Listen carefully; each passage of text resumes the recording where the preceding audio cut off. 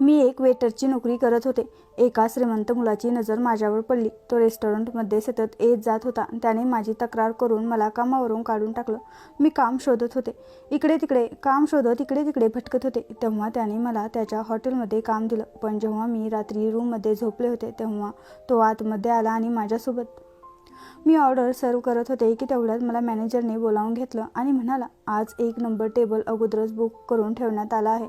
तिथे एक special guest येत आहेत. तो चांगल्या प्रकारे तयार होऊ नये. तेव्हा मी आश्चर्याने मॅनेजरकडे बघू लागले. मी गेल्या 1 वर्षापासून इथे काम करत होते, पण आजपर्यंत मॅनेजरने मला अशा प्रकारे एखाद्या गेस्टसाठी तयार व्हायला सांगितलं नव्हतं. मी म्हणाले, ठीक आहे सर, मी माझा मेकअप पुन्हा एकदा करून घेते. तेव्हा मॅनेजर म्हणाला, अर्ध्या तासामध्ये गेस्ट येणार आहेत आणि तो टेबल आज तुला स्वतःला सर्व करायचा आहे. तू सगळं सांभाळून घेशील ना? तेव्हा मी म्हणाले, हो सर, मी सगळं सांभाळून घेईन, कारण मला 1 वर्ष कामाचा अनुभव होता. मी इथे खूप वेगवेगळ्या प्रकारचे कस्टमर हँडल करत होते.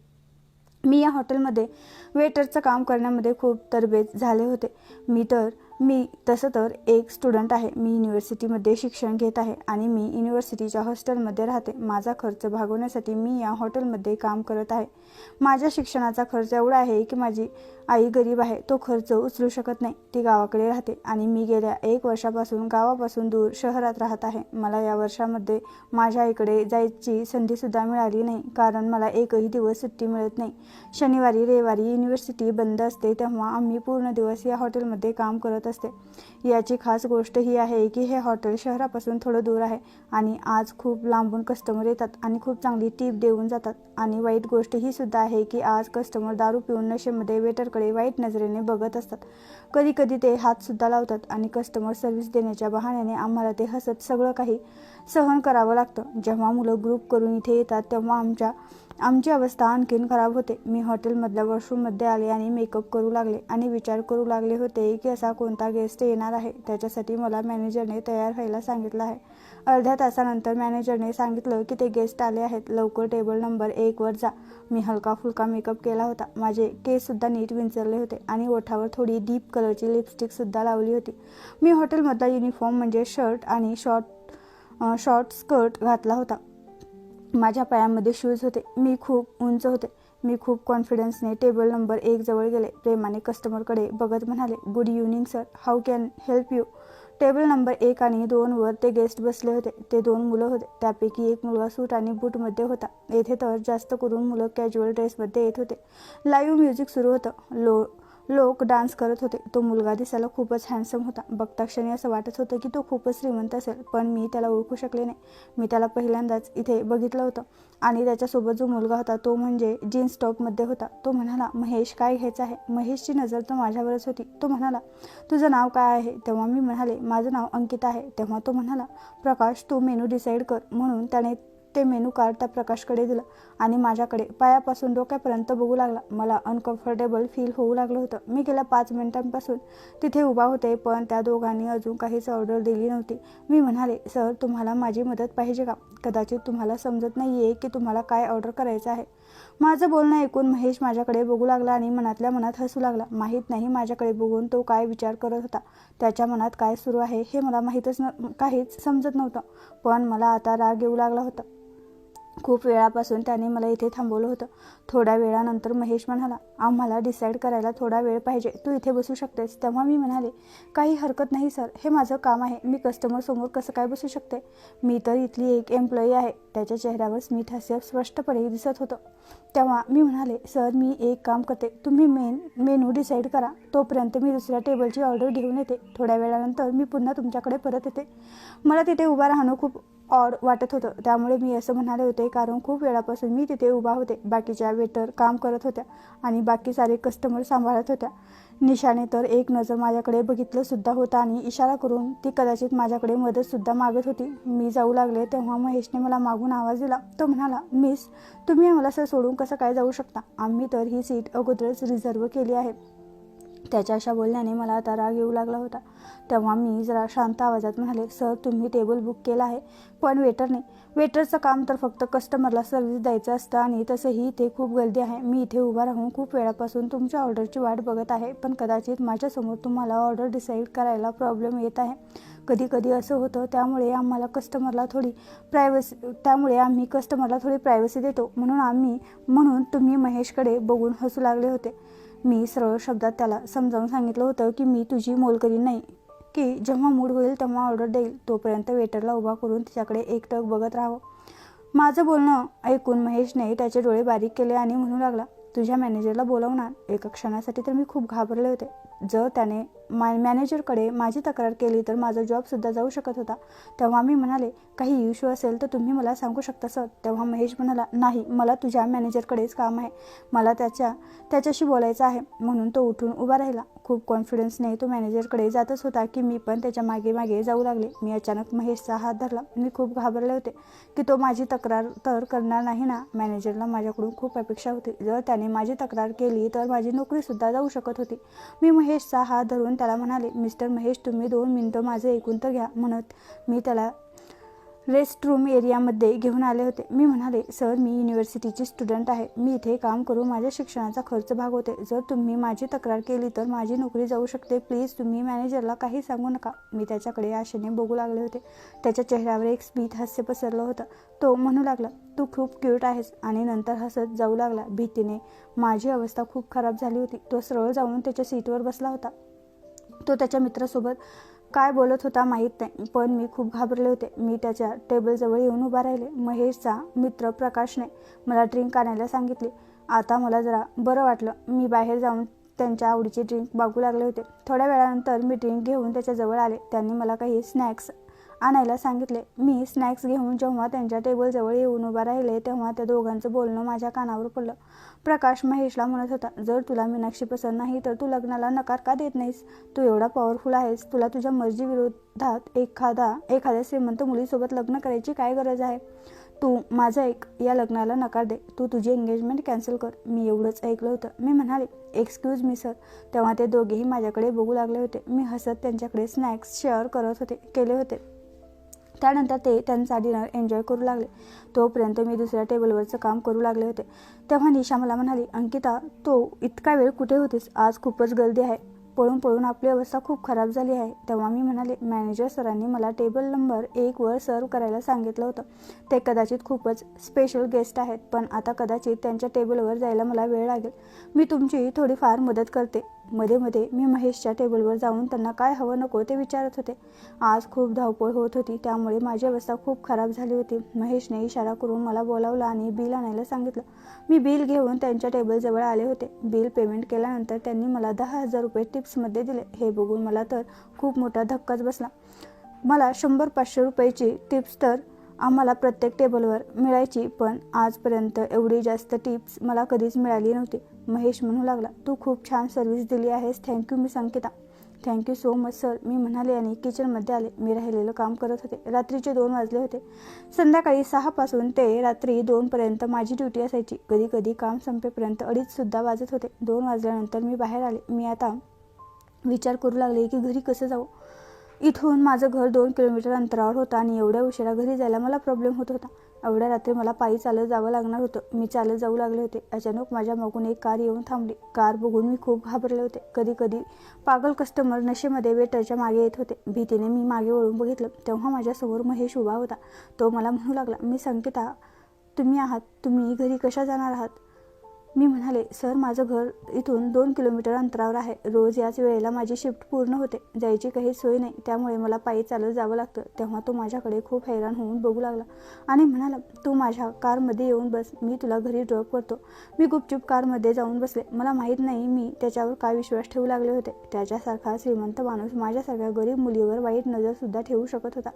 युनिव्हर्सिटीच्या गेटच्या बाहेर येऊन तो थांबला आणि म्हणू लागला, तू युनिव्हर्सिटीच्या हॉस्टेलमध्ये राहतेस ना? मी त्याला बघून हसले आणि म्हणाले, thank you so much sir for the lift and for your tips. Good night. Mahesh माझ्याकडे बघून हसत होता आणि मी कारमधून खाली उतरले आणि हॉस्टेलमध्ये निघून गेले. एकदा मी मागे वळून बघितलं तेव्हा महेश तिथेच उभा होता. मी आतमध्ये जाताना माझ्याकडे बघत होता. आज मी खूप थकले होते, पण माहीत नाही मला आज महेशचे विचार माझ्या डोक्यामध्ये येत होते. त्याच्याबद्दल विचार करत मी हसू लागले होते. त्या 10,000 रुपयाने मला खूप फायदा होणार होता. मी हॉटेल मॅनेजमेंटचा अभ्यास करत होते. मी खूप मुश्किलीने माझा खर्च भागवत होते. मला सॅलरी खूप जास्त नव्हती. टिप्सच्या पैशाने माझा खर्च भागवत होता. तरी मला झोप आली.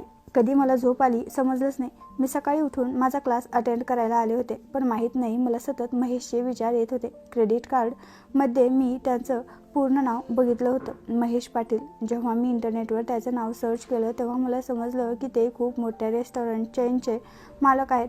त्यांच्या हॉटेल आणि रेस्टॉरंटच्या शाखा पूर्ण देशामध्ये पसरल्या होत्या. पण मला एक प्रश्न पडला होता की ते त्यांच्या रेस्टॉरंटमध्ये न जाता आमच्या हॉटेलमध्ये कसं काय आले होते. तेवढ्यात मला दिसलं की त्यांची एंगेजमेंट एका मीनाक्षी नावाच्या मुलीसोबत झाली आहे आणि मी हेच नाव काल त्यांच्या तोंडून ऐकलं होतं.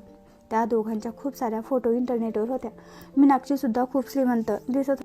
मला महेशला विसरून जायचं होतं. माझ्यासारख्या मुलीला तो का पसंत करेल? मी तर मेहनत करून या पोझिशनवर पोहोचले आहे आणि अभ्यास करत आहे. नाहीतर मी एक तसंही शेतकऱ्याची मुलगी आहे. गावाकडे माझी आई एकटीच राहते, जी शेतात काम करते. क्लास संपल्यानंतर मी हॉटेलमध्ये काम करायला आले होते. मला हॉटेलमध्ये यायला 5 मिनिटे लेट झाला होता. मॅनेजरने मला त्याच्याजवळ बोलावलं आणि म्हणू लागला, अंकिता, तुला आज पण लेट झाला आहे. मी तुला कितीदा सांगितलं आहे की हॉटेलमध्ये करेक्ट 5ला येत जा, म्हणजे कस्टमर येण्याअगोदर सगळी तयारी पूर्ण करता येईल. तेव्हा मी म्हणाले, सॉरी, कॉलेज संपल्यानंतर मी लगेच इथे आले होते. तुम्हाला तर माहीत आहे ना मी एक स्टुडंट आहे. तेव्हा तो म्हणू लागला, ही एक प्रोफेशनल जागा आहे. रोज रोज तुझी कारणं चालणार नाही. मी अशा मुलीला कामावर ठेवू शकत नाही. तू दुसरीकडे जाऊन काम शोध. मॅनेजरचं बोलणं ऐकून मला खूप मोठा धक्का बसला होता. मी गेल्या 1 वर्षापासून इथे काम करत होते आणि त्यांनी मला एका क्षणात कामावरून काढून टाकलं. मी म्हणाले, सर, मला फक्त 5 मिनिटे उशीर झाला आहे, पण रोज रात्री सुट्टी झाल्यानंतर 2च्या नंतरसुद्धा मी इथे थांबते. तुम्हाला तर माहीतच आहे की मला संध्याकाळी घरी जायला कधीतरी 2:30 वाजतात. मी एक्स्ट्रा अवर्स काम करून देते, तरीसुद्धा तुम्ही मला कामावरून का काढून टाकत आहात? हा जॉब माझा खूप मोठा आधार आहे. जर माझा जॉब गेला तर मी माझ्या शिक्षणाचा खर्च कसा काय करू शकेल? तेव्हा मॅनेजर म्हणाला, तुझा जो ॲटिट्यूड आहे ना, त्यामुळे तुला कुठेच काम मिळणार नाही. हे ऐकून माझ्या डोळ्यामध्ये पाणी आलं होतं. मी हॉटेल मॅनेजमेंटचाच अभ्यास करत होते आणि हे काम मी माझ्या एक्सपिरियन्समध्ये दाखवू शकत होते. अजून माझं 1 वर्षाचं शिक्षण राहिलं होतं. काय करावं मला काही समजत नव्हतं. मी रडत रडत पायी घरी जाऊ लागले होते. अचानक मला जाणवलं की कोणीतरी माझा पाठलाग करत आहे. जेव्हा मी मागे बघितलं तेव्हा कोणीच दिसलं नाही. मी चालू लागले होते, पण सारखं मला असं वाटत होतं की कोणीतरी माझ्यावर नजर ठेवून आहे. मी विचार केला, कदाचित आज माझ्यासोबत एवढी वाईट घटना झाली आहे त्यामुळे मला असं वाटत आहे. घरी जाताना मला निशाचा फोनसुद्धा आला होता. मी फोनवर रडत होते.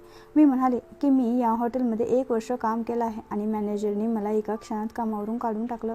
तेव्हा निशा म्हणाली, मला तर वेगळंच काहीतरी वाटत आहे. मॅनेजरकडे कोणाचा तरी फोन आला होता. त्यानंतरच त्यांनी तुला कामावरून काढण्याचा निर्णय घेतला होता. निशाचं बोलणं ऐकून मला धक्काच बसला. मी विचार करू लागले की असं कोण असू शकतो ज्याने माझी तक्रार मॅनेजरकडे केली आहे. काही दिवसांपूर्वीच काही मुलांनी दारूच्या नशेमध्ये माझ्यासोबत गैरवर्तन केलं होतं. मी त्या मुलांना रागवले होते. मला नोकरीवरून काढून टाकण्यामागे हे कारण तर नसेल ना? कारण त्या दिवशी खूप तमाशा झाला होता. मॅनेजरने 1 वाजताच मला घरी जायला सांगितलं होतं. मी माझ्या हॉस्टेलवर परत आले होते. मी खूप परेशान झाले होते. मला उद्या नवीन काम शोधायला पाहिजे होतं, नाहीतर मी माझा खर्च भागवू शकणार नव्हते. मी हाच विचार करत होते की तेवढ्यात मला कोणाचा तरी फोन आला. मी फोन रिसीव्ह केला तेव्हा समोरचा व्यक्ती म्हणाला, मी प्रकाश आहे. मी काल तुझ्या रेस्टॉरंटमध्ये आलो होतो. तेव्हा मी म्हणाले, आय एम सॉरी सर, पण मी आज रेस्टॉरंटमध्ये नाही आहे. मी आज तुमची काहीच मदत करू शकणार नाही. मला कामावरून काढून टाकण्यात आलं आहे. तेव्हा तो म्हणाला, पण तू तर मला खूप चांगली सर्व्हिस दिली होती. तेव्हा मी म्हणाले, सर, कदाचित कोणीतरी माझी तक्रार मॅनेजरकडे केली आहे, त्यामुळे माझी नोकरी गेली आहे. तेव्हा तो म्हणाला, तू काळजी करू नकोस. मी महेशसोबत बोलून बघतो. कदाचित त्याच्या हॉटेलमध्ये तुला काम मिळू शकतं. मला कामाची खूप गरज होती. अर्ध्या तासानंतर प्रकाशचा पुन्हा एकदा मला फोन आला आणि म्हणाला, तुला जो ॲड्रेस सेंड केला आहे त्या ॲड्रेसवर अर्ध्या तासामध्ये इंटरव्ह्यू देण्यासाठी ये. मी लगेच त्या ॲड्रेसवर इंटरव्ह्यू देण्यासाठी निघाले. पण मी विचार करू लागले की प्रकाशला माझा कॉन्टॅक्ट नंबर कुठून भेटला? मी तर माझा कॉन्टॅक्ट नंबर कोणालाच दिला नव्हता. अर्ध्या तासांमध्ये इंटरव्ह्यू अरेंजमेंट करण्यात आला होता.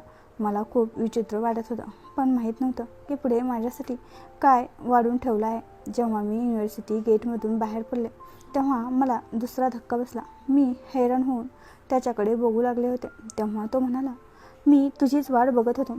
कारमध्ये येऊन बस. तेव्हा मी म्हणाले, मला या ॲड्रेसवर इंटरव्ह्यू द्यायला जायचं आहे. तेव्हा तो हसू लागला आणि म्हणाला, ही माझीच कंपनी आहे. त्याच्यासोबत जायला मला खूप वेगळं फील होत होतं. महेश मनातल्या मनात हसू लागला. तो अचानक मला म्हणाला, मला माफ कर. तुझा हा जॉब माझ्यामुळे गेला आहे. त्याचं बोलणं ऐकून मला एकदम धक्काच बसला. मी म्हणाले, तूच माझी तक्रार मॅनेजरकडे केली होतीस का? तेव्हा तो हसत म्हणाला, मला जास्त काही सांगावं लागलं नाही.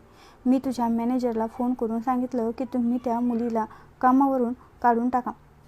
आता मला खूप राग आला होता. मी म्हणू लागले, तू असं का केलं? मी तर काल तुला खूप छान सर्व्हिस दिली होती ना. काही तक्रार होती तर तू मला पण सांगू शकत होतास ना. अगोदरच माझा मूड खूप खराब होता. माझा मूड आणखीन खराब झाला. तो माझ्याकडे बघून म्हणाला, आज तुझा इंटरव्ह्यू आहे. मूड खराब करायची काहीच गरज नाही, नाहीतर तुला जॉब मिळणार नाही. तेव्हा मी म्हणाले, याचं क्रेडिटसुद्धा तुलाच जातो. तू मला जॉबवरून काढून टाकला आहे. तेव्हा तो म्हणाला, तुझा मॅनेजर तुला रात्री 2 वाजता सोडून देतो आणि त्यानंतर तू रोज 2 किलोमीटर पायी चालत जाते. बारमधले ते कस्टमर तुझ्यासोबत गैरवर्तन करतात, तुझा तमाशा बनवतात. एखाद्या दिवशी खूप मोठ्या संकटात सापडशील. एवढा चांगला हॉटेल मॅनेजमेंटचा कोर्स करत आहेस तर मग हॉटेलमध्ये वेटरचा जॉब करायची काय गरज आहे? स्वप्न मोठी बघशील तर खूप मोठ्या उंचीवर जाऊन पोहोचशील, नाहीतर या सगळ्या लहान लहान गोष्टींमध्ये अडकून राहशील.